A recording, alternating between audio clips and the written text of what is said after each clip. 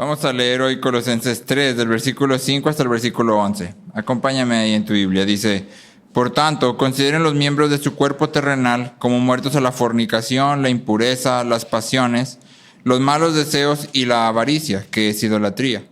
Pues la ira de Dios vendrá sobre los hijos de desobediencia por causa de estas cosas, en las cuales ustedes también anduvieron en otro tiempo cuando vivían en ellas. Pero ahora desechen también todo esto: ira, enojo, malicia, insultos, lenguaje ofensivo de su boca. Dejen de mentirse los unos a los otros, puesto que han desechado al viejo hombre con sus malos hábitos, y se han vestido del nuevo hombre, el cual se va renovando hacia un verdadero conocimiento, conforme a la imagen de aquel que lo creó. En esta renovación no hay distinción entre griego y judío, circunciso e incircunciso, bárbaro, escita, esclavo o libre, sino que Cristo es todo y en todos.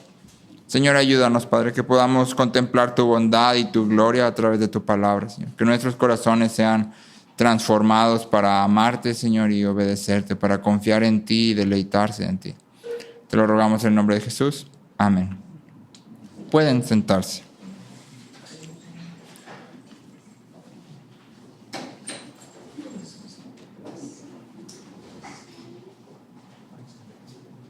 Regresamos a Colosenses, y la última vez que estuvimos aquí en Colosenses, hace 2 semanas, estuvimos viendo cómo Pablo se mueve de confrontar las faltas de enseñanza. ¿Recuerdas que al terminar el capítulo 2 de Colosenses veíamos que Pablo era tajante en decir ni el misticismo, ni el legalismo, ni el ascetismo traen consigo un crecimiento real en Cristo?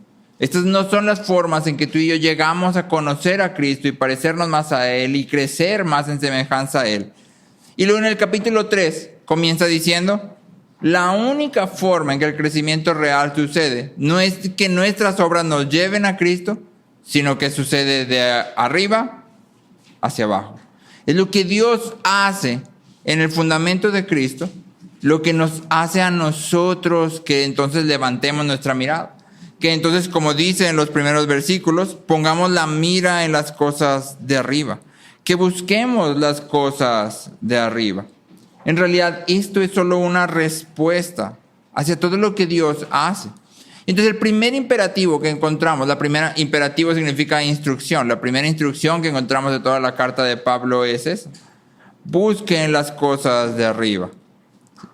Pongan la mira en las cosas de arriba. Pero ese imperativo está fundamentado en el indicativo. Es el resultado solo del indicativo, que indicativo significa lo que Dios ha hecho.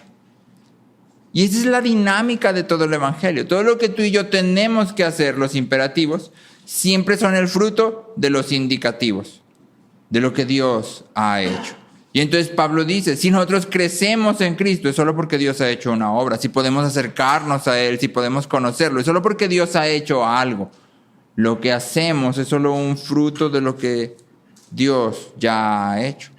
Y ahora Pablo se mueve de eso a hacer exactamente la misma conexión que el salmista hace. En el Salmo 97:10, el salmista dice: los que aman al Señor aborrezcan el mal.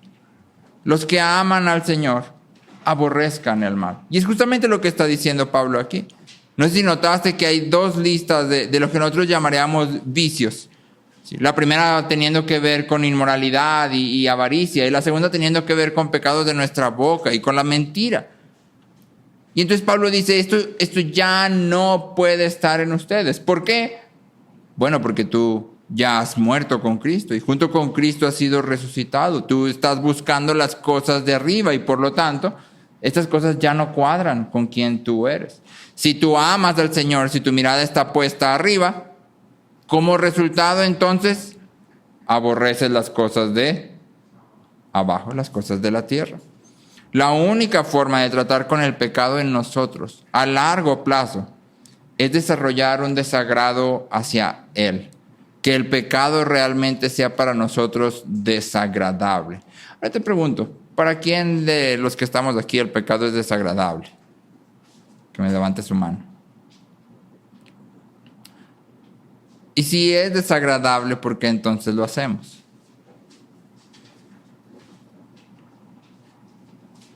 Pues porque en el momento no se ve tan desagradable, ¿no? Es como, ¿has probado los frijolitos estos de broma? Que son todos de los mismos colores. Y te toca un frijolito verde y lo ves y dices, ay, no se ve tan mal. Y luego te lo comes y es sabor pasto, sabor moco, sabor... O sea, hasta que te lo metes a la boca y lo muerdes, dices, podría ser de limón o de manzana, o podría ser de pasto o de moco. ¿Sí? Pero no lo sabes hasta que lo masticas. Y es lo mismo, el pecado se ve agradable hasta que lo masticas, hasta que lo haces y lo dices, no fue agradable. Pero de primera instancia lo elegimos porque parece ser agradable.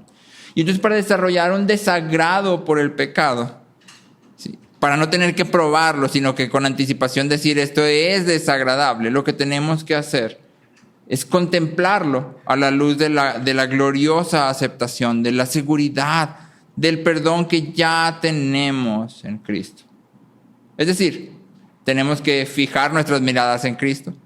Y cuando nuestras miradas están fijas en Cristo, entonces el pecado se va a ver realmente horrible y horroroso.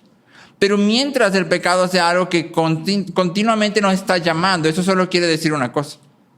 Es que yo no estoy viendo a Cristo. Mi mirada no está puesta en Él. Por eso elijo una y otra vez el mismo pecado. Porque creo que si lo elijo muchas veces, tal vez me va a dar lo que Cristo no me está dando. Por eso lo repito una y otra y otra y otra y otra vez. Y entonces Pablo se mueve así. Pones tu mirada en Cristo. Y una vez que tu mirada está en Cristo, como resultado, como fruto, haces morir esto. No como una obligación, sino que ahora sí lo ves tal como es. Y dices, esto es horrendo, es desagradable y merece morir. No sé ustedes, pero yo a las cucarachas no les tengo miedo, les tengo asco. Y entonces cuando hay una cucaracha y que yo la piso, pero no porque me dé miedo, la piso porque me da mucho asco. ¿Sabes? Lo veo y digo, ¡ay! O sea, guácala. Y entonces la piso con coraje. Así como, ¡ay! Está muy asquerosa, no la quiero aquí, no la quiero cerca. Bueno, esa es la idea de lo que deberíamos de pensar del pecado. No quiero esta cosa cerca de mí, no quiero que esté aquí donde está mi familia, donde estoy yo, donde estamos todos, no lo quiero. Guácala, es feo. Y entonces lo piso, lo mato, lo desecho.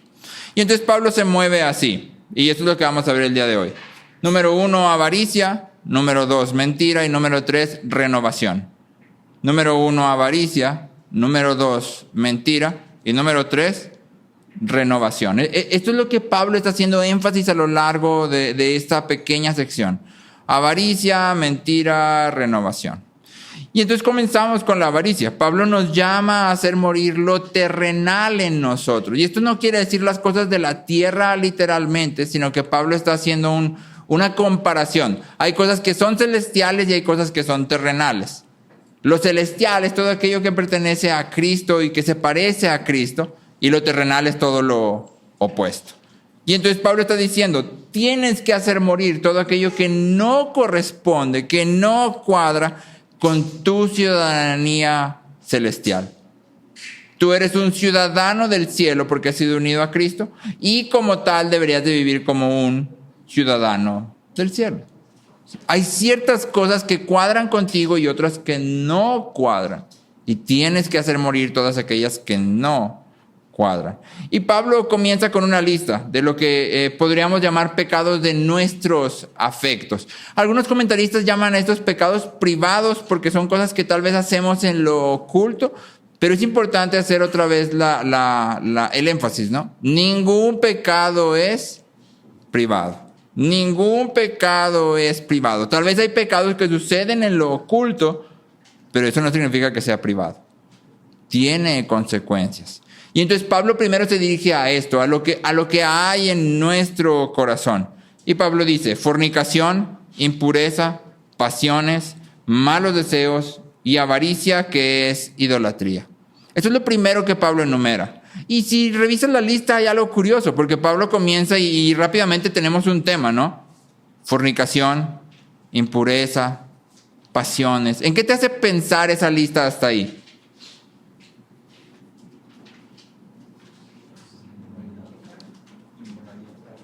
Inmoralidad, sexualidad. O sea, ahí está. Pero de pronto Pablo dice, y la avaricia. ¿En qué te hace pensar la avaricia? Generalmente todos nosotros pensamos en el dinero. Y decimos, a ver, Pablo, te moviste muy rápido. O sea, íbamos en una lista que tiene que ver con sexualidad y de repente metes el dinero como, ¿qué tiene que ver eso? Pero en realidad eso no es lo que Pablo está diciendo, sino que Pablo utiliza esta palabra del final, avaricia, para englobar todo lo de atrás. Pablo lo que está diciendo es fornicación, impureza, pasiones y malos deseos. Todo esto es una forma de avaricia. Todo esto es una forma de avaricia y por lo tanto es una forma de idolatría. ¿Qué es avaricia? Bueno, resumido de una definición muy corta, la avaricia es falta de contentamiento en Cristo. La avaricia es falta de contentamiento en Cristo. Cuando estamos pecando en avaricia, cuando hay avaricia en nuestros corazones, lo que estamos diciendo es: Cristo no es suficiente para mí. Y entonces tengo que empezar a desear y buscar otras cosas que me den aquello que satisface mis anhelos. Hay esto que yo quiero, hay esto que yo deseo, y Cristo no me lo está dando. Cristo no es suficiente y por lo tanto yo tengo que buscarlo y tengo que obtenerlo de alguna forma. Cuando tú y yo no estamos agradecidos, cuando no estamos alegres por lo que tenemos, cuando no estamos contentos con lo que tenemos, que contentamiento quiere decir un tipo de satisfacción. Eso es lo que Dios me ha dado, eso es suficiente para mí. Pero cuando yo no tengo ese contentamiento, entonces estoy siendo avaricioso, o avaro, como prefieras. Estoy cayendo en esta forma de idolatría. Y esta avaricia entonces se manifiesta en estas 4 cosas que Pablo dice. Y tal vez tú y yo podemos agruparlas en 2 ideas centrales. Podemos agrupar estas 4 en 2 ideas. La primera es la fornicación y la impureza. La fornicación y la impureza. Y estos 2 se refieren a cualquier forma de perversión sexual. Cualquiera, la que sea. Como es un tema de adultos, y no todos aquí somos adultos, lo voy a resumir nada más así. Cualquier uso de nuestra sexualidad que no apunte a la grandeza, a la santidad y la gloria de Cristo, es una perversión sexual. Cualquier uso de nuestra sexualidad que no apunte a la grandeza, la santidad y la gloria de Cristo, es una perversión sexual. Sí. Y para los muchachos y los niños, algunos están así como... Pero sí, nuestra sexualidad es un regalo de Dios para nosotros. Apunta a su gloria y a su bondad, o debería hacerlo. Cuando tú y yo la tomamos y la torcemos, entonces la estamos pervirtiendo. Esa es exactamente la definición de pervertir, torcer. Y entonces estamos cayendo en una forma de idolatría. Pablo lo pone así en 1 Tesalonicenses 4, del 3 al 5. 1 Tesalonicenses 4, del 3 al 5, dice: la voluntad de Dios es que sean santificados, que se aparten de la inmoralidad sexual, que cada uno aprenda a controlar su propio cuerpo de manera santa y honrosa, sin dejarse llevar por los malos deseos. Entonces, lo opuesto de la inmoralidad sexual es el dominio de nuestro cuerpo de una manera santa y honrosa. Lo opuesto de la inmoralidad sexual es el dominio de nuestro cuerpo de una forma santa y honrosa. Eso es lo que Pablo está diciendo aquí. Entonces, cualquier forma en que tú uses tu cuerpo que no sea santa y honrosa en el área de la sexualidad es una perversión sexual. Y cae dentro de esta lista. Ahora, lo segundo que Pablo pone aquí, podemos tal vez catalogarlo como deseos. Y hay 2, ¿no? Pasiones y malos deseos. Pasiones y malos deseos. Malos deseos es sencillo, lo entendemos rápido. ¿Qué es un mal deseo? Un deseo que no es bueno. Algo que no deberías desear. Así, sencillito. ¿Sí? Algo que no deberías desear. Pablo dice en Timoteo que aquellos que desean enriquecerse caen en el lazo del diablo.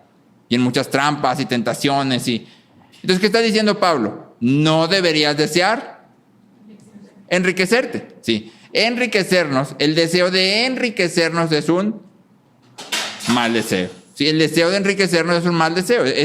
Está claro para todos que hay deseos buenos y hay deseos malos. ¿Sí? Y sencillo, tú no creo que necesites ayuda a discernir un mal deseo.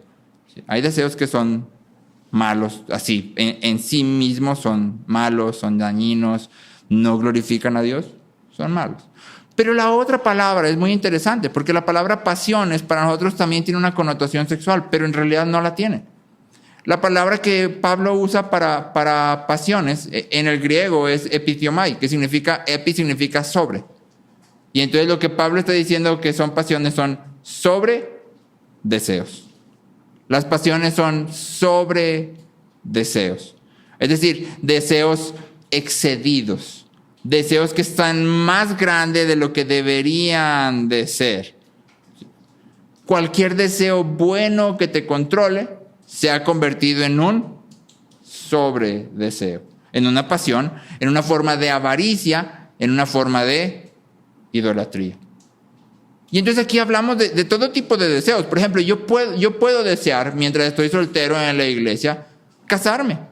Y puedo desear tener un matrimonio bueno. ¿Ese es un buen deseo? Sí.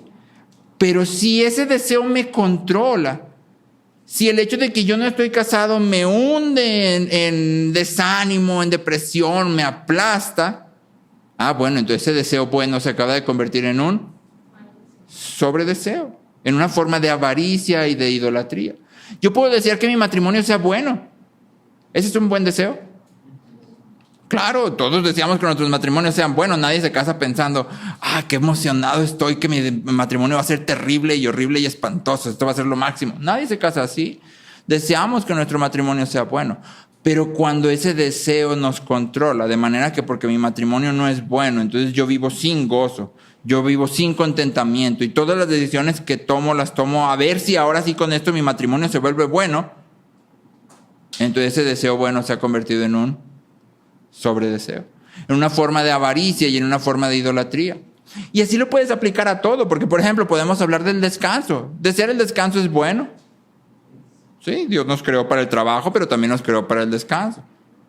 Pero si porque estoy cansado, ando gritándole a todo mundo y ando bien irritable porque estoy cansado, bueno, entonces ahí hay un problema porque tu deseo se acaba de convertir en un sobredeseo. ¿Sí? No puede controlarte. Y entonces cualquier deseo que tú tengas, bueno, que te controle. Y cuando digo que te controla me refiero a tu gozo, tu confianza, tu seguridad, dependen de eso, entonces se ha convertido en un sobredeseo, Y es una forma de avaricia y es una forma de idolatría. Y esto aplica para todos, porque todos nosotros deseamos cosas. Desear es humano. ¿Sí? Es algo que Dios ha puesto en nosotros y que nos debería de apuntar a Él. Pero examínate entonces. Si tú haces un recuento de esta última semana, piensa en todas las veces que te has enojado, en todas las veces que te has sentido desanimado, que no has tenido ganas de hacer lo que Dios te manda hacer, que para los que estudian has llegado y has dicho, hoy no quiero hacer nada de esto, para los que están en la escuela, hoy no tengo ni una sola pizca de ganas de hacer lecas y entonces te haces pato durante el día, ¿sí? Hoy no quiero obedecer a mis papás, me dijo algo y no tengo ganas de hacerle caso. Y entonces contesto mal. ¿Sí? Y todas las veces que tú como papá, mamá, como esposo, como esposa has gritado y te has enojado y te has exasperado. Y pregúntate, ¿por qué? ¿Por qué? Porque estás deseando algo. Y si ese deseo te controla, entonces estás cayendo en avaricia. Estás cayendo en una forma de idolatría. Estás diciendo, Dios no me ha dado lo que yo necesito. Dios no es tan bueno como dice ser. Y entonces yo tengo que obtener aquello que me falta de alguna otra manera. Todos los pecados en esta lista son una forma de avaricia. Una manera en la que buscamos satisfacer nuestros deseos fuera de los límites y el orden que Dios ha puesto. Y son idolatría. Estamos diciendo, tú no eres bueno. Tú no eres suficiente. Tú no eres el Dios que dices ser. Y luego Pablo advierte, y esto es importante, pues la ira de Dios vendrá por causa de estas cosas. Tú tienes que desechar esto porque eres un ciudadano del cielo. Cristo ha muerto y resucitado y tú junto con Él. Pero también tienes que saber que tienes que desecharlo porque la ira de Dios viene sobre estas cosas. Viene por causa de estas cosas. En Romanos 2, versículos 6 al 8, Pablo dice, Él pagará a cada uno conforme a sus obras. A los que por la perseverancia en hacer el bien buscan gloria, honor e inmortalidad, vida eterna.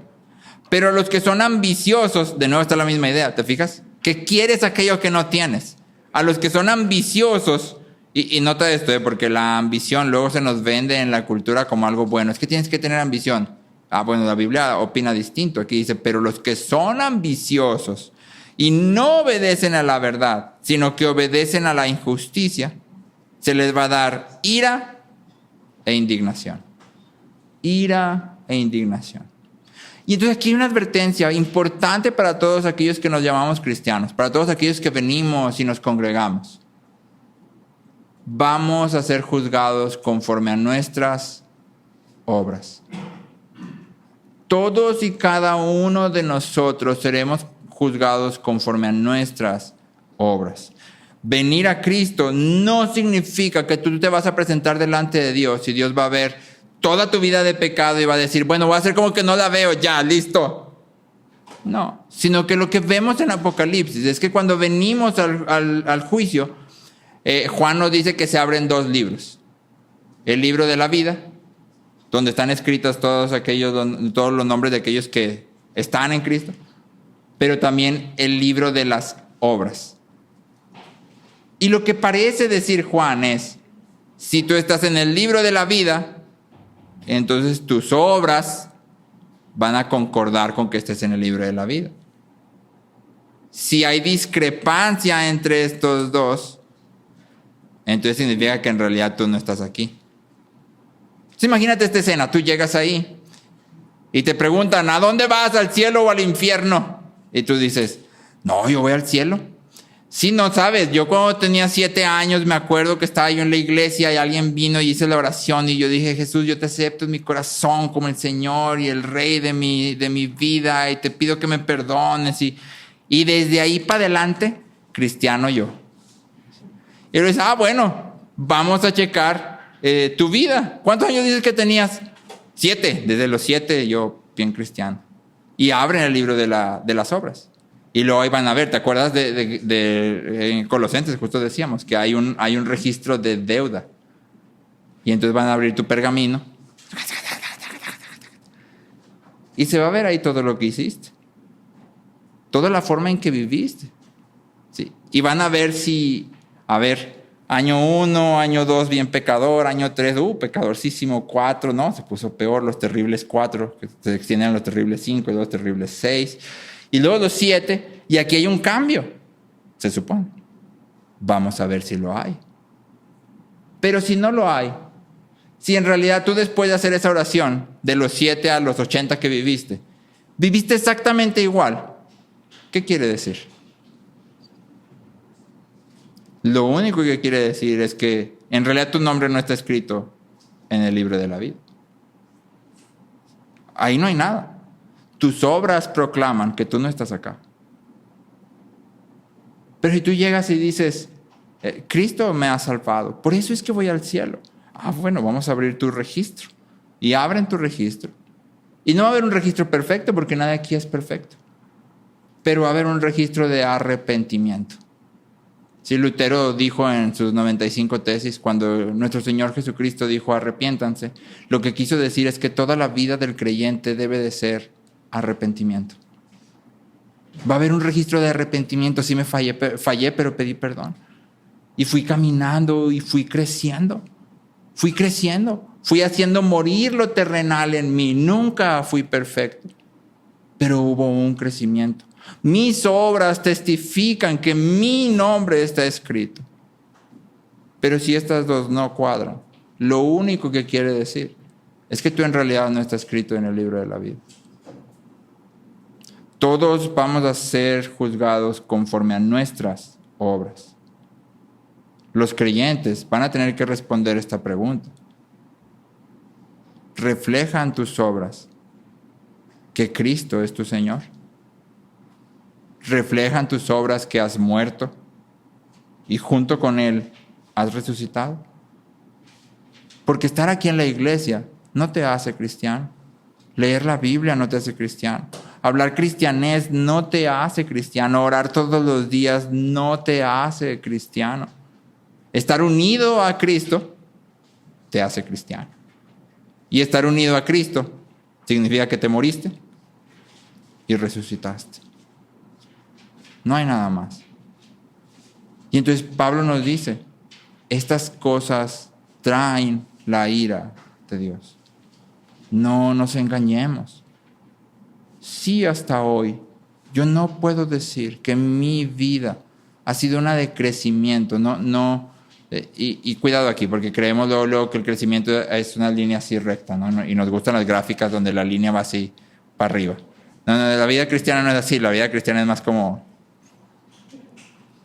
Y está bien, esa es la vida cristiana, somos pecadores, pero el chiste es que tiene que haber estoy creciendo en mi dependencia de Cristo, estoy creciendo en darme cuenta del pecado, estoy creciendo en decir el pecado es tan terrible como la cucaracha que sale de la alcantarilla que tiene 2 colores de café así grandes, es así de fea, y estoy creciendo en ello. ¿Sí? Pero si tu vida no está así, entonces aquí hay una invitación para ti. Ven a Cristo. No te engañes. No te engañes. Porque si te das cuenta hasta que tú llegues allá, ya no va a haber nada que hacer. Ya no va a haber nada que hacer. Después de esto, Pablo se mueve de la avaricia a nuestra habla. Del corazón a la boca. Y de primero puede parecer un movimiento extraño, pero en realidad tiene mucho sentido, ¿no? Moverse de lo que deseamos a lo que hablamos. ¿No dice Jesús que de la abundancia del corazón habla nuestra boca? Y este es justamente el movimiento que Pablo está haciendo. Y Pablo dice, ustedes andaban en estas cosas, en todo esto que ha enlistado en lo primero, porque vivían en ellas, pero ya no viven en ellas.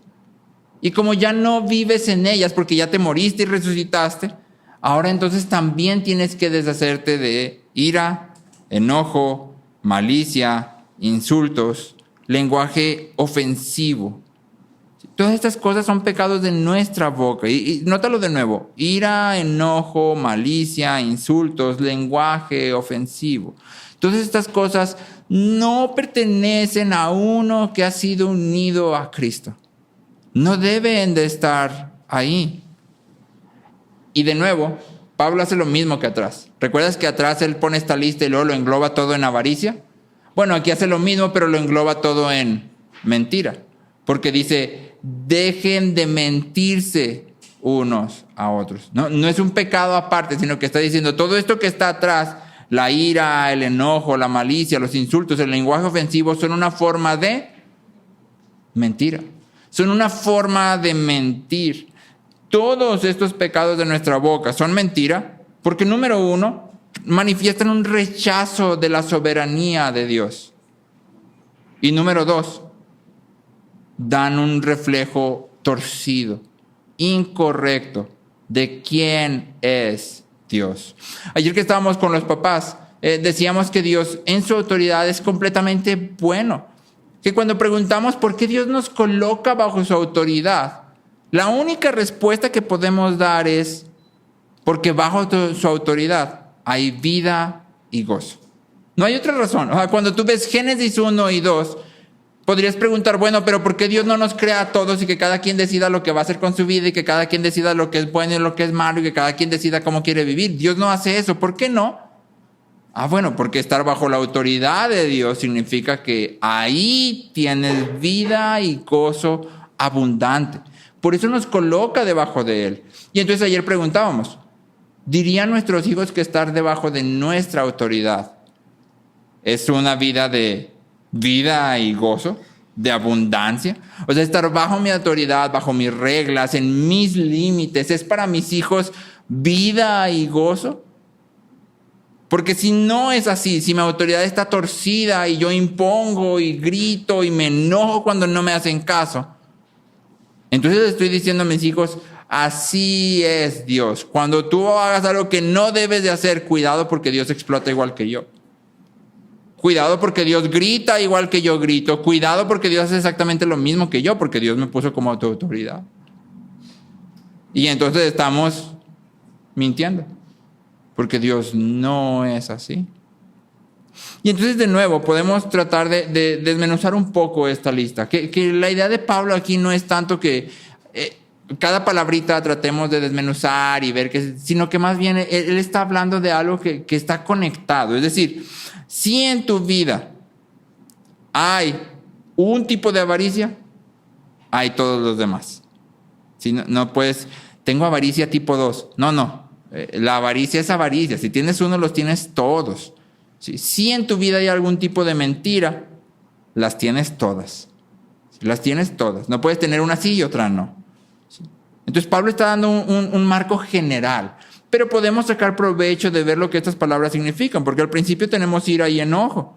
Y pareciera ser lo mismo, pero en realidad Pablo aquí está hablando de dos formas distintas de expresar nuestro disgusto. La ira tiene que ver con lo explosivo.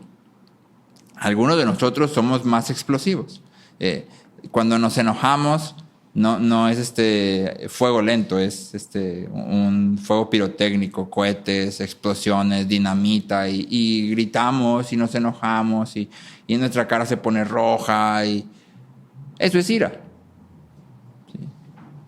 El enojo tiene más que ver con un disgusto de lento cocimiento, como la olla de los frijoles que pones en la noche y ahí la dejas toda la noche. Ahí está la olla calentando y calentando y en la mañana los frijoles ya están blanditos. ¿Sí? El enojo de lento cocimiento se ve como cuando te aplico la ley del hielo. Como cuando le estoy dando vueltas en mi mente a todo lo que me hiciste. Y entonces estoy cultivando en mi corazón ese enojo. No digo nada. Oye, ¿qué tienes? No, nada, estoy bien. Y ese es ese enojo de lento cocimiento. ¿Sí? Está ahí, finjo que todo está bien, pero en realidad no está bien, sino que en mi corazón está ahora sí que calentando, de poquito en poquito, está proveyendo el espacio perfecto para que la amargura nazca. ¿Sí? Porque la amargura es finalmente eso, un enojo que no se ha resuelto, que no ha venido a contentamiento en Dios. Y entonces cuando hablamos de ira y enojo, recuerda, decíamos, esto es mentira porque rechaza la soberanía de Dios. ¿Por qué nos enojamos? ¿Por qué gritamos y explotamos? ¿Por qué aplicamos la ley del hielo? Bueno, lo hacemos solo por una razón. Porque creemos que Dios no es tan bueno. Y entonces queremos arrebatar aquello que Dios no nos ha dado. Sí. Mi hija me desobedece y yo grito para que me obedezca. ¿Qué estoy diciendo? Estoy diciendo, bueno, Dios, tú me diste una hija muy pecadora, me hubieras dado otra menos pecaminosa que me obedeciera más rápido. ¿Sí? Como no me la diste, pues ahora tengo que gritar. Pero eso no es cierto. Dios me dio la hija que yo necesito en su bondad. Mis hijas, ambas, tus hijos, todos los que tengas, son una muestra de la bondad de Dios para ti. Son exactamente como Dios te los ha querido dar. Sí, claro que tú y yo los vamos cultivando, ¿verdad? Y luego ya cosechamos lo mismo que nosotros hemos ido sembrando. Pero Dios nos los ha dado en su bondad. Cuando hay situaciones a nuestro alrededor que de repente hacen que nosotros explotemos, lo que estamos diciendo es, Dios, es que tú no eres tan bueno como dices ser, porque si fueras tan bueno como dices ser, entonces todo esto estaría bien, pero no está bien. Y por lo tanto yo tengo que gritar, explotar, arrebatar. ¿Sí? Doblegar a otros. Porque no está bien esto que tú estás haciendo. El enojo siempre es una forma en que tú y yo rechazamos la soberanía de Dios. Siempre. Porque si tú creyeras realmente, si yo creyera realmente que Dios es completamente soberano y totalmente bueno, si Dios es verdaderamente totalmente soberano y totalmente bueno significa que no importa lo que suceda, eso es, bueno, no necesariamente bueno, pero una muestra de la bondad de Dios. No importa lo que suceda, es una muestra de la bondad de Dios, porque nada se puede salir de su control y Él es completamente bueno. Pero como no creemos eso, entonces lo otro. Luego seguimos en la lista y vemos malicia e insultos. Y estos dos tienen que ver de nuevo con lo oculto y lo expresado. Los insultos son aquello que aventamos luego, ¿no? Para los que están aquí en la escuela, una regla que está fija es que no le puedes decir a otro tonto, menso y cualquier otra cosa, ¿no?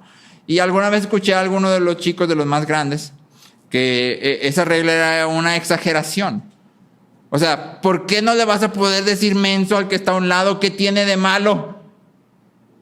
Bueno, es que hay un problema ahí. Santiago lo dice. Santiago dice que cuando tú insultas a otros, estás blasfemando contra Dios.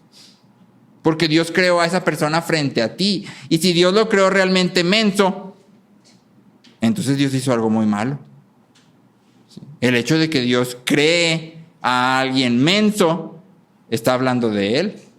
Él es el creador. Por eso yo no le digo a nadie menso, tonto, ni jugando, porque yo no quiero atentar contra Dios. Dios ha hecho a todas las personas y todas tienen valor y dignidad en ellas mismas porque Dios las ha creado. ¿Sí? Lo que sucede es que se nos hace exagerado porque vivimos rodeados de una cultura que a todo mundo se dice menso, todo mundo se dice tonto, no pasa nada, ¿sí? Y demás cosas. ¿Sí? Alguien que conocí se decía Naco y Naca, bueno, en realidad se decía Nacasia y no recuerdo el otro, y de repente era gracioso, ¿no? ¡Ajaja, qué gracioso! ¡Aja! Pero en realidad no es gracioso. En realidad no es gracioso, porque Naco quiere decir tonto, que no piensas bien, ignorante, eso es un Naco. ¿Sí? Pero eso se nos hace normal, ¿sí? Se nos hace normal, y yo lo he hecho. No estoy diciendo, ustedes todos le dicen, no, yo lo he hecho también. Porque en nuestra cultura parece algo normal. Y aquí está el punto. Tú no eres de esta cultura. Si tú has sido unido a Cristo, ¿tu ciudadanía de dónde es? ¿Te imaginas estar en el cielo? En la presencia de Dios radiante. No necesitas sol, estás ahí en el cielo, Dios está brillando, resplandeciendo, y tú te encuentras con, no sé, tu mejor amigo en el mundo. Anda, ¿qué onda, Naco? ¿Cómo estás, menso? ¿Te imaginas eso? Como que no cuadra, ¿no? ¿O crees que así vamos a hablar en el cielo? No, tampoco creo que vamos a hablar. Oh, querido hermano, ¿cómo se encuentra usted? No creo que hablemos así tampoco. Sí. Pero ciertamente no vamos a insultar a la persona frente a nosotros en ninguna forma. Y si no vamos a hablar así cuando estemos allá, ¿por qué hablamos así mientras estamos aquí? Si tú ya tienes tu green card del cielo, ¿por qué hablas así? Y entonces tenemos que tener cuidado de eso. Eso es lo que llamamos insultos. Pero luego tenemos la malicia.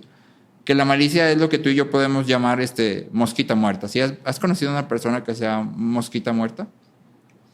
Que avienta veneno. Dice las cosas, pero así. Ay, es que tú... Y sale así. Sí. Pero lo dice como si no estuviera diciendo nada. O sea, tú la ves y dices, ¿cómo va a ser? Hasta te cae el veneno así. Pero la voltea ya. Y eso es lo que llamamos malicia. Esta intención que está por debajo de las palabras. Que las arrojamos sabiendo lo que estamos diciendo, pero hacemos como que no. No, pero yo no dije nada. No, yo no dije eso. O, oye, te tengo que contar algo, pero te lo voy a contar para que ores. No le vayas a decir a nadie, es que sí estoy bien preocupado. No sabes lo que hizo fulanito de tal. Y entonces hay malicia en eso. Lo queremos disfrazar, pero hay malicia en ello. ¿Sí? Y esto es lo que Pablo está abordando aquí. Y finalmente, el último elemento en la lista, que nuestras Biblias traducen como lenguaje Dice aquí mi Biblia. Ofensivo. Lenguaje ofensivo. En realidad esta frase es la única vez que aparece aquí en la Biblia. Y la idea no es tanto de una ofensa, porque eso ya está atrás, sino más bien de un abuso. Esto sería más correcto traducirlo como lenguaje abusivo, como lenguaje que oprime. ¿Cómo se ve el lenguaje abusivo? ¿Alguien de aquí se considera culpable de alguna vez haber usado lenguaje abusivo o opresor? Gracias. ¿No? Sí. Algunos tal vez decimos, bueno, yo sí. Y los que no levantamos la mano es porque no sabemos qué es, porque también hemos sido culpables. Así es. Sí. Básicamente el abuso verbal podemos tal vez identificarlo de manera muy general en algunas áreas como estas. Cuando usamos nuestra boca para culpar a otros de nuestras acciones, eso es un lenguaje opresor. Sí, es que yo hice eso porque tú... ese es el lenguaje abusivo, porque lo que tú hiciste salió de tu corazón, no de la situación alrededor. No, pues sí, pero es que yo también dije eso porque tú estabas diciendo lo otro. O sea, en realidad, aquí lo que pasó fue que tú fuiste la primera que se enojó. Sí, o sea, yo estaba bien, pero tú te enojaste, y entonces como tú te enojaste, yo me enojé, y entonces por eso dije eso. Bueno, eso es lenguaje abusivo, porque estoy diciendo, yo no tengo la culpa, yo solo estoy respondiendo a lo que tú estás haciendo. Y eso es lenguaje abusivo, estoy torciendo para culpar a otros. ¿Sí? También se ve cuando usamos nuestra boca para hacer creer que todo está bien, cuando en realidad estamos oprimiendo a otros. Las historias en la iglesia abundan tristemente, muy tristemente, de personas, generalmente hombres, dentro de las congregaciones, algunos con puestos de autoridad, que dentro de la congregación parecen ser los hombres más piadosos y cristianos del mundo, pero en realidad en casa la situación es terrible. Y es gente que está abusando u oprimiendo a sus esposas y a su familia. Pero cuando vienen a la iglesia se presentan de una manera maquillada y usan sus palabras para hacerles creer a otros que todo está bien, que no pasa nada, que ellos son cristianos, tienen compasión de otros y a través de sus palabras enmascaran lo que en realidad está pasando. ¿Cómo está tu familia? No, gracias a Dios estamos súper bien, no sabes, Dios ha sido bien bueno con nosotros, y empezamos a aventar un choro cristiano cuando en realidad sabemos que estamos oprimiendo a las personas en nuestra casa. Y entonces eso también es lenguaje abusivo. Siempre que atacamos y acusamos a otros, es una forma de lenguaje abusivo. Y lo cierto es que lo usamos más de lo que quisiéramos admitir. Y no deberíamos de usarlo ni una sola vez. Pero sale de nosotros. Y sale de nosotros por aquello que hay en nuestro corazón. Fíjate cómo describe Pablo en Romanos 3, versículos 12 al 14. A aquellos que están fuera de Cristo. Esto es Romanos 3, versículos 12 al 14. Pablo dice, todos se desviaron, todos se volvieron inútiles, no hay ni uno que haga lo bueno, ni uno solo. Y luego fíjate cómo lo describe. Estas son las personas que están fuera de Cristo. Dice, lo que hablan es repugnante, como el mal olor de una tumba abierta. Su lengua está llena de mentiras. Veneno de serpientes gotea de sus labios. Su boca está llena de maldición y amargura. Esta es la forma en que Pablo está describiendo, en la que Dios está describiendo a las personas fuera de Cristo. ¿Alguna vez has conocido a una persona con mal aliento? Que ella misma no se da cuenta de que tiene mal aliento. Y te está hablando y tú estás tratando de fingir. Sí. En alguna ocasión, Francis y yo tuvimos una plática con un hermano en Cristo que nos ama mucho, y él nos estaba enseñando algunas cosas. Y yo recuerdo que batallé mucho. O sea, me costó mucho trabajo poder concentrarme, porque de verdad tenía muy mal olor, muy mal aliento, o sea, muy malo. Y yo estaba queriendo ponerle atención, pero era algo así que yo decía, no, O sea, era muy, muy malo. Un mal aliento no es de que no te lavas los dientes, sino un mal aliento de que tienes unos hábitos alimenticios dañinos para tu cuerpo y el mal aliento, como que hay mal aliento que sale de aquí y hay mal aliento que sale como desde acá, ¿no? Bueno, que salía así como desde lo más profundo de su ser. Y a mí me costó mucho trabajo. Ahora, cuando hablamos este tipo de palabras que Pablo menciona aquí, no necesariamente huelen mal a primera instancia, pero tienen olor malo como de una tumba abierta. O sea, huelen a podrido. Esto está putrefacto. Nadie quiere estar aquí. Y entonces lo que sale de nuestras bocas es un indicador de la condición de nuestros corazones. Y tú y yo debemos de preguntarnos, ¿qué está saliendo de mi boca? ¿Qué está saliendo de mi boca? ¿Está saliendo ira, enojo, malicia, insultos, abuso, opresión? ¿Eso es lo que está saliendo de mi boca? ¿O qué está saliendo de mi boca?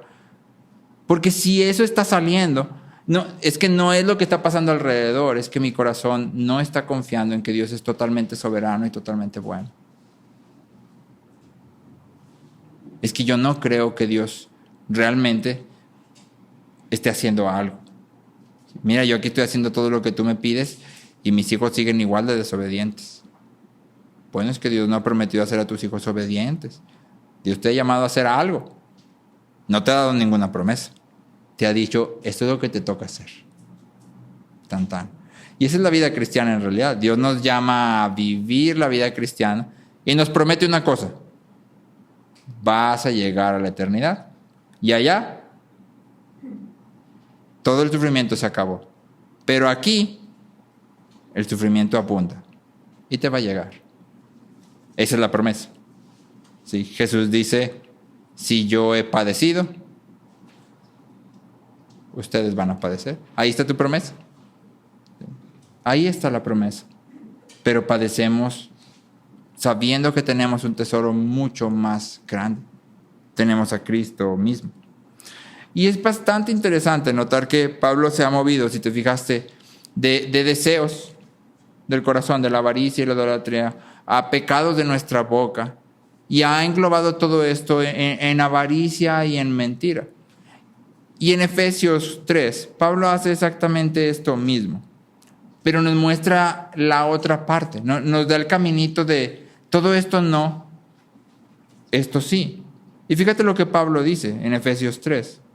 Entre ustedes ni siquiera debe mencionarse la inmoralidad sexual, ni ninguna clase de impureza o de avaricia. ¿Te fijas? Exactamente la misma idea. Porque eso no es propio del pueblo santo de Dios. Misma idea de nuevo, ¿te fijas? Es que ustedes son ciudadanos del cielo, esto no cuadra con ustedes. Y luego dice, tampoco debe hablar palabras indecentes, conversaciones necias, ni chistes groseros, todo lo cual está fuera de lugar, no cuadra contigo. Y luego dice, haya más bien acción de gracias.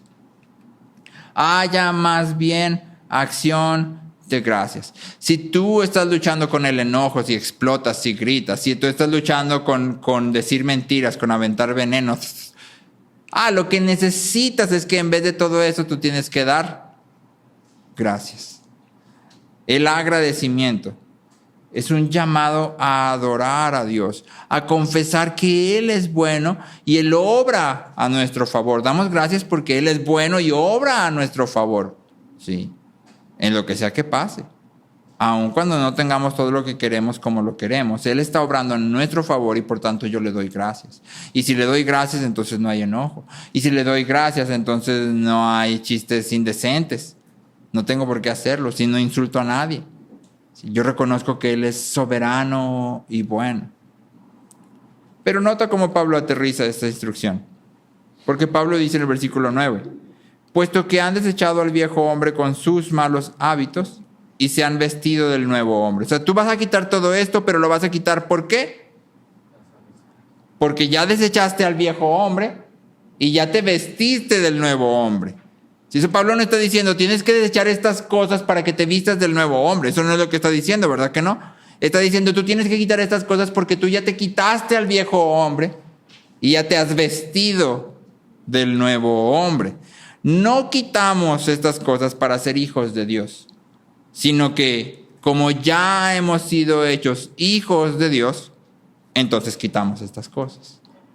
Horton lo pone así: no es la imitación lo que nos hace hijos, sino la adopción lo que nos hace imitadores.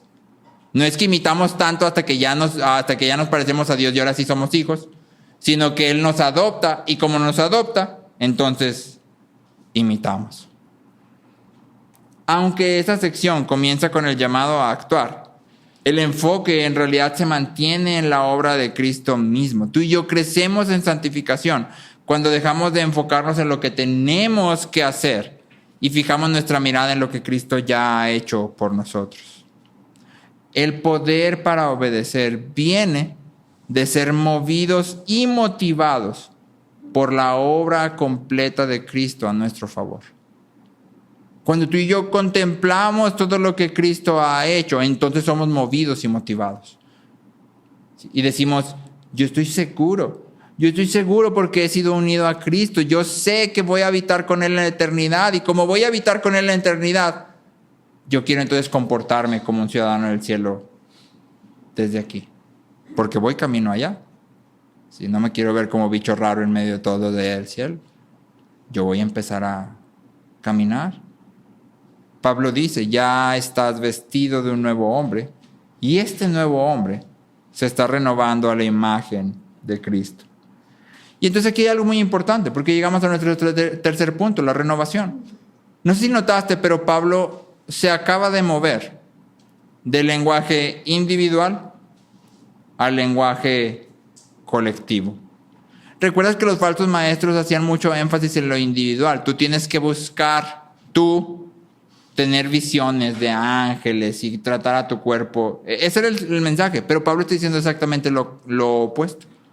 Pablo está diciendo: este hombre nuevo se renueva, pero no se renueva en el sentido individual, sino que se renueva en el sentido colectivo.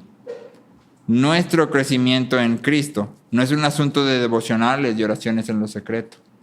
La forma principal a través de la cual crecemos es a través de nuestra comunión con el cuerpo de Cristo. La forma principal a través de la cual crecemos es a través de nuestra comunión con el cuerpo de Cristo. ¿Necesitas hacer devocionales? Bueno, sí, haz devocionales, es bueno para tu alma. ¿Deberías de orar en lo secreto? Sí, ora en lo secreto, es bueno para ti. Pero esa no es la forma principal en la que creces. La forma principal en la que creces es cuando vienes a la comunión de los santos y te abres a esos santos. Un autor dice: la santificación es un proyecto comunitario. La santificación es un proyecto comunitario. Es lo mismo que dice Pablo en Efesios 4. ¿Recuerdas que en Efesios 4 Pablo dice que todos juntos, si nos vamos renovando todos juntos hasta que lleguemos al conocimiento de Cristo? Y luego dice que todos los ligamentos y las coyunturas unidas, haciendo cada cual su función, producen el crecimiento. Todas juntas las coyunturas, los ligamentos, los miembros del cuerpo, cuando hacen su función, entonces producen crecimiento. ¿Cuál es la función? Bueno, la Biblia nos da algunas y no quiero ir a través de todas ellas, pero creo que podemos mencionar algunas de ellas. La Biblia nos llama a someternos unos a otros. Eso significa que tú y yo nunca deberíamos de creer que sabemos más que todos los que están a nuestro alrededor. Nunca debe llegar al punto en nuestras vidas en que digamos: no, a mí nadie me puede decir nada. Y todavía más, quiere decir que yo nunca debo de creer que fulanito, el hermano sutanito, no tiene nada que enseñarme o no tiene nada que decirme. Porque tal vez no somos tan soberbios para decir: nadie puede decirme nada. Pero sí somos soberbios para decir: bueno, ese hermano es nuevo, ¿qué va a saber decirme? Y no lo dices así, pero no recibes nada de lo que te dice. Y entonces no estás sometiéndote a la iglesia. Y Pablo nos llama claramente: sométanse unos a otros. Sucede cuando damos preferencia a otros. Pablo dice en Filipenses: no busque cada quien sus propios intereses, sino los intereses de otros. Si yo te pregunto a ti, ¿qué le interesa a tu hermano que está atrás o adelante de ti? ¿Me podrías responder? ¿Qué le interesa? No que le interesa a él le interesan mucho las series del Netflix, las de ciencia ficción, esas le interesa. No. ¿Qué le interesa? Me refiero en qué es lo mejor que puedes darle para encaminarla hacia donde debe de estar. ¿Qué es lo mejor que tú puedes proveer, dar? ¿Cuál es la mejor forma en que puedes sustentar para que el hermano que está delante o detrás tuyo camine en parecerse más a Cristo? Porque ese es el interés de todos, espero, parecernos más a Cristo. Pero si yo no sé por lo que mi hermano o mi hermana están pasando, no voy a tener idea de cómo ayudar. No voy a saber qué hablar, qué decir, qué no decir, cómo responder. Crecemos cuando nos estimulamos unos a otros al amor y a las buenas obras. Pero hay una forma más sencilla en la que crecemos, y esta es la buena noticia. Si tú dices, es que yo no sé qué decir, es que yo no sé, no le sé tanto a la Biblia, es que yo no sé de esas cosas renovadas de consejería y todo, no te preocupes. Hay una forma más sencilla. Y es que Proverbios dice que así como el hierro con el hierro se afila, el amigo se afila con su amigo. Es decir, con tu mera presencia aquí, con mi mera presencia aquí, yo estoy afilando a otros. ¿Sí? ¿Cómo? Con todos mis pedacitos que no están afilados. ¿Sí? Con todas aquellas cositas en mí que tú ves y dices, ay, ¿cómo me hace batallar este hermano? Oh. ¿Sí? Con todas aquellas cositas que ves y dices, anda, es que... ¿Y qué crees? Ahí estamos chocando. Porque ¿cómo afilas un cuchillo? Si te tocó el afilador, no traía la piedra y la hacía girar y luego ponías el cuchillo. Es decir, el cuchillero pudiera hablar, no estar diciendo, wow, qué increíble, esto es lo máximo. Sí. No diría eso. Está siendo raspado y la piedra también estaba siendo raspada. Y así nos afilamos. Ahora, esto no es una invitación para sacar todo tu pecado aquí, ¿verdad? Afílense todos, mis hermanos. No. Sino que venimos a hacer aquello que tenemos que hacer, pero reconocemos que somos pecadores. Y que aun cuando hay un crecimiento por la gracia de Dios, hay ciertas cosas que todavía a nosotros salen. Y están de repente ahí, de repente sale la fea cara del pecado y otros van a tener que recibir ese impacto. Y entonces ese otro es afilado y tú eres afilado. Pero más importante que todo esto, este crecimiento sucede porque Pablo dice que Cristo es todo y en todos. Cristo es todo y en todos, en medio de la iglesia. Porque Cristo es nuestro tesoro.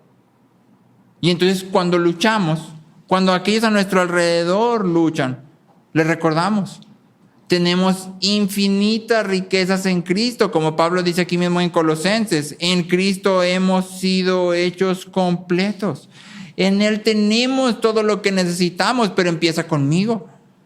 Si Cristo no es mi tesoro, ¿cómo voy a guiar a otros a Cristo? Pero cuando Cristo sea mi tesoro y luego nos juntamos todos aquí, y Cristo es todo, en cada uno de nosotros Cristo es todo, es lo más importante. Entonces vamos a afilarnos unos a otros y vamos a estimularnos unos a otros y vamos a someternos unos a otros y vamos a soportarnos unos a otros porque Cristo es todo. Un autor dice, lo que necesito antes que nada no es una exhortación, es un evangelio. No instrucciones sobre cómo salvarme a mí mismo, sino conocimiento de cómo Dios ya me ha salvado. Y entonces yo tengo que contemplar a Cristo. ¿Y luego qué doy? A Cristo. No tengo otra cosa que darte porque Cristo es todo. Cristo es todo. Yo no tengo nada más que ofrecer más que Cristo. Todo nuestro crecimiento fluye de nuestra unión con Cristo. Al meditar en lo asombroso de haber sido resucitados con Cristo, al celebrar que nuestra vida está escondida con Dios en Cristo, al experimentar esta expectativa gozosa de estar en su gloria cuando Él venga.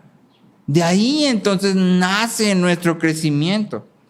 Sí hacemos morir el pecado, pero lo hacemos solamente porque Cristo nos ha unido a Él para morir. Sí, nos despojamos del viejo hombre, de todas sus actitudes, de todos sus hábitos, de todas sus formas de pensar, de todas las formas de hablar y de actuar del viejo hombre, pero lo hacemos solamente porque Cristo ya nos ha revestido de Él mismo. El crecimiento cristiano no viene de una lucha decisiva y de resoluciones decididas. Ahora sí, ya esta es la última vez que hago este pecado, nunca más me va a volver. No. El crecimiento cristiano fluye de nuestra unión con Cristo. Y entonces lo primero que yo tengo que hacer es crecer en mi deleite de Cristo. El deleite es la motivación, es el motor de la santificación. El deleite en Cristo, en Dios a través de Cristo, es el motor de la santificación. Si yo no contemplo primero a Cristo, si yo creo que yo tengo que hacer todas estas cosas para ser aceptado, para ser amado, para que Dios me reciba, entonces nunca lo voy a lograr. Pero si yo sé que a través de Cristo he sido aceptado por toda su obra, entonces yo voy a caminar seguro. Porque incluso cuando me equivoque, yo puedo levantarme y decir, pero en Cristo yo ya soy hijo. Si tú tuvieras que ganarte el amor de tus padres, o si tus hijos tuvieran que ganarse tu amor, haciendo exactamente todo lo que tú quieres que ellos hagan, aun sin que tú se los pidas, ¿podrían ganárselo? ¿Podrían ganárselo? Si somos sinceros, no. Es por eso que como padres queremos hacer lo mismo que Dios. Le decimos a nuestros hijos, te amo igual, no importa lo bueno que hagas. Y te amo igual, no importa lo malo que hagas. Mi amor no está condicionado por tus decisiones ni por tus acciones. No está condicionado por ello. Porque es exactamente la misma forma en que Dios nos llama y nos habla a nosotros. Y si el amor de Dios no está condicionado por mis acciones y mis decisiones, entonces eso me da todo el espacio, toda la seguridad, toda la fuerza que necesito para hacer aquello que Él me pide. Porque aun cuando yo me equivoque, Él va a decir, yo te amo igual. Yo te amo exactamente igual. Spurgeon dice esto, y con esto me gustaría acabar. Cuando pensaba que Dios era severo, me resultaba fácil pecar. Cuando pensaba que Dios era duro, me resultaba fácil pecar. Pero cuando descubrí que Dios era tan amable, tan bueno, tan lleno de compasión, me golpeé el pecho al pensar que alguna vez pude haberme rebelado contra aquel que me amó tanto y buscaba mi bien. Corremos al pecado porque creemos que Dios es demasiado duro, demasiado severo, que no es tan bueno como dice. Porque si como Spurgeon viéramos que Él es tan amable, tan bueno, tan lleno de compasión, que nos ama tanto y que busca nuestro bien, entonces no correríamos al pecado. Huiríamos del pecado para correr a Él. Y diríamos, el pecado no tiene nada que darme, que me va a dar una horrible y espantosa y asquerosa cucaracha a comparación de tú que eres un Dios glorioso. ¿Qué me va a dar? ¿Qué puede ofrecerme? Nada. Pero comenzamos aquí, no en nuestras obras, sino en lo que Cristo ya ha hecho, en su bondad, en su misericordia, en su belleza. Y cuando eso cautiva nuestros corazones, entonces la lucha, ahora sí, la lucha contra el pecado comienza. Sí, tú no estás luchando contra el pecado. Sí, tú crees que hoy, si fueras al cielo y abrieran el libro de la vida y el libro de tus obras, tú quedarías fuera. Es un buen día para venir a Cristo. Es un buen día porque estás aquí y estás vivo. El día perfecto. Ven a Cristo. Sométete a su señorío. Reconócelo como Rey. Y si tú ya has sido unido a Cristo, pero estás luchando con el pecado, como todos luchamos, detente un momento y contempla a Cristo.